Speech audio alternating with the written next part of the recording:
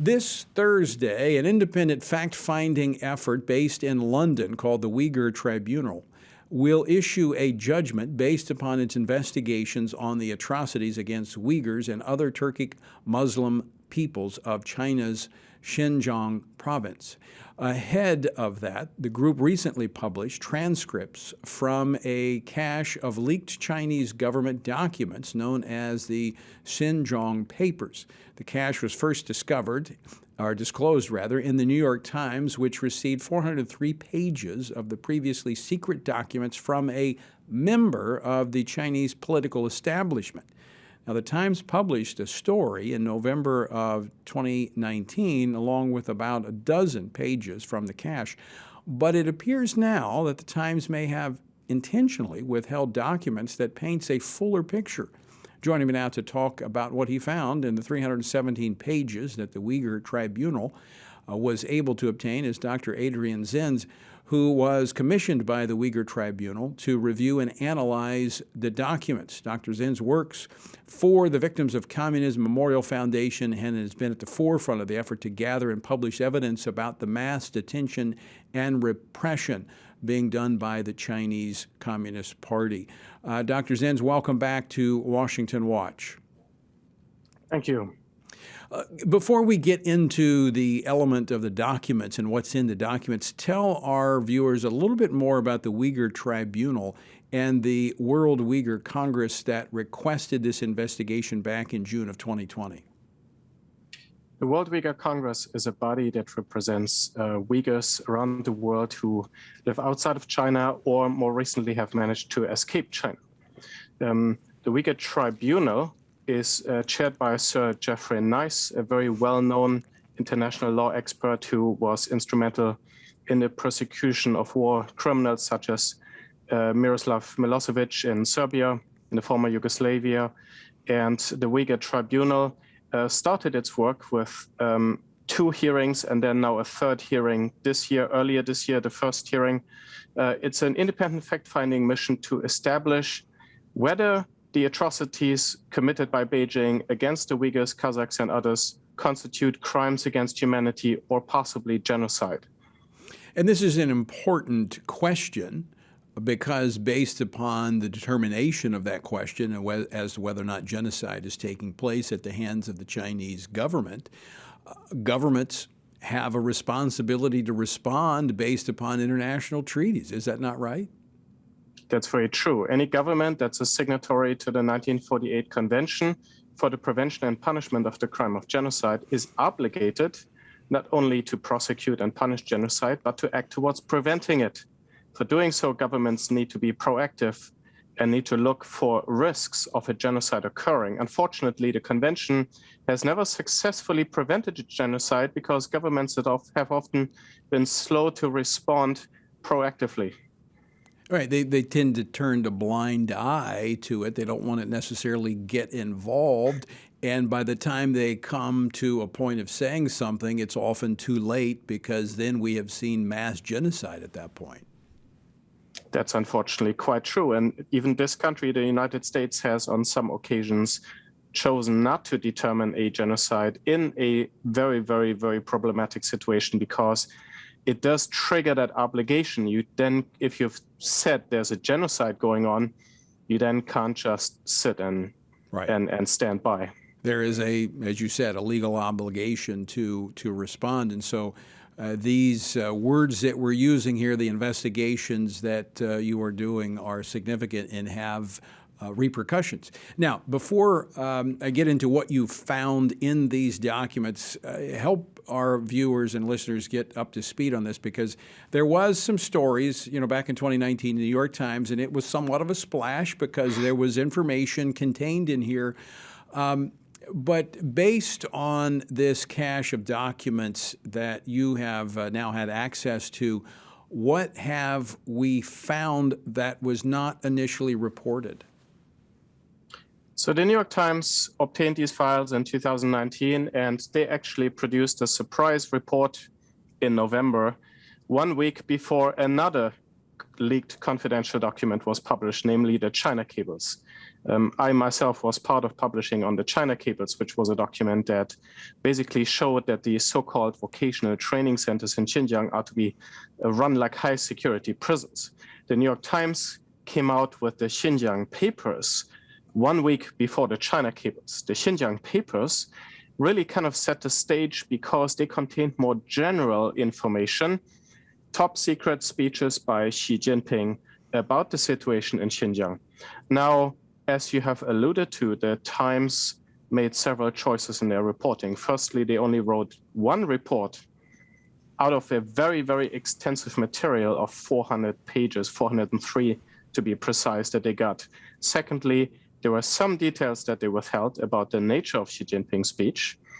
And thirdly, for various reasons, including, that it's a newspaper and newspapers run certain stories, that the story couldn't be ridiculously long. They had to focus on certain aspects. They never run a sequel with important subsequent information. For these various reasons, some significant information never came out. And most importantly, the Times never followed up because new evidence has since come to light, new understanding.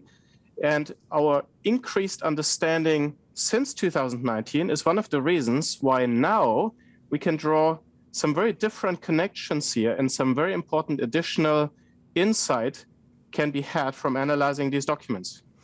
And part of that, Dr. Zenz, is the connection between the Communist Party leader, Xi Jinping, and the atrocities in Xinjiang. Is that correct?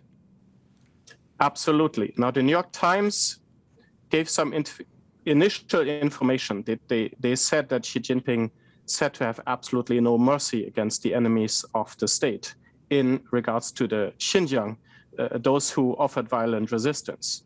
The New York Times quoted a couple of things of Xi's speech and made a very, very general, probably quite cautious statement that Xi prepared the way for these atrocities in some way. It's quite evident from my analysis that the Times chose to focus much more on other aspects of the file cache, including statements by Chen Quanguo, and in particularly a document that was outlining how to respond to Uyghur students who would come back to Xinjiang from other parts of China, whose parents have been put in a detention camp. And now the authorities were trying to explain to those students, well, how is it that your parents are in detention? Making sure that this will not cause any kind of social uproar. A lot of the reporting of the Times focused on that particular document. It's my opinion that the Times was trying to be careful, fearful, likely, protecting their reporters in China, in Hong Kong. Their focus on the words of Xi Jinping was somewhat limited. Okay, two questions on that. One, just to give context to our viewers about this, when a politician makes a speech here in the United States, it's not secret. I mean, it gets media coverage. They want people to hear it. Were these speeches that were made behind closed doors to the Communist Party officials giving them direction on the type of policies that Beijing wanted to see carried out? In many ways, yes. The interesting thing is, and of course, I'm somebody who has spent a lot of time with government documents in Xinjiang, is familiar with the language, the policy, the evolution of policy. Many of the statements of Xi Jinping turned out to be absolutely instrumental. He either said directly, you need to do this, or it was basically implied. It's quite stunning to draw some of the parallels, simply even just one sentence that Xi said, which was later on quoted in key policy documents, but in most cases never publicly attributed to Xi Jinping. So these speeches, this direction is all the reason it was secret. It was not reported in the press. It was not attributed to the president, the Communist Party leader. So that's why these documents being released are explosive in connecting the links between Beijing and Xi Jinping and Xinjiang. So what will this information prove on the international stage, and how should it be responded to? This new information allows us to draw connections mostly very direct connections between the demands and statements of central government leaders Xi Jinping, Premier Li Keqiang, another high-profile Beijing official, and almost any aspect of the unfolding atrocity in Xinjiang. Not just the internment campaign into re-education camps, but also forced labor, which has become a really major topic since then. Right. Birth prevention and population optimization efforts to cut Uyghur birth rates, sterilize women, and so-called optimize the population by reducing the percentage of the Uyghur population and their growth versus the percentage of the Han Chinese population. Boarding schools separating parents from children. You just about name it and you find it. So just about any aspect of this atrocity can be quite directly, in some cases extremely directly, linked to the will of the central government, and that has major implications for atrocity determinations, right, including the genocide determination. I mean, that fits what you've just described, Dr. Zenz, fits into the genocide definition. Exactly. One of the important questions of the genocide versus crimes against humanity is not just what is happening, it's also what is the intent. Is there an intent to destroy an ethnic population in whole or in part? And the question of intent has been very elusive in the Xinjiang context. When Mike Pompeo made the genocide determination back in January this year, he basically had to extrapolate, saying, we are seeing this decline in birth rates, the birth prevention, especially together with the other measures, there's a high risk of an unfolding genocide. He had to make a bit of a leap there, possibly justified at the time, but we now have this information that very clearly shows that the leadership in Beijing is behind this, and that really speaks to the long-term intention, right, to destroy the Uyghur group in part. That question is now answered by this cache of documents. I think it's substantially answered. The determination that there's a high risk of an occurring ongoing genocide, I think, is now clearer than ever. One final question for you, Dr. Zenz, going back to the Times and how they reported or didn't report on this. They're not the only media outlet that has soft-pedaled the information coming out of China. Are we at a point where we really cannot trust the media and their reporting on what Communist China is doing, the party in Communist China? I generally believe that the media reporting of the Western mainstream media on China has been quite solid. I've been involved in a lot of it.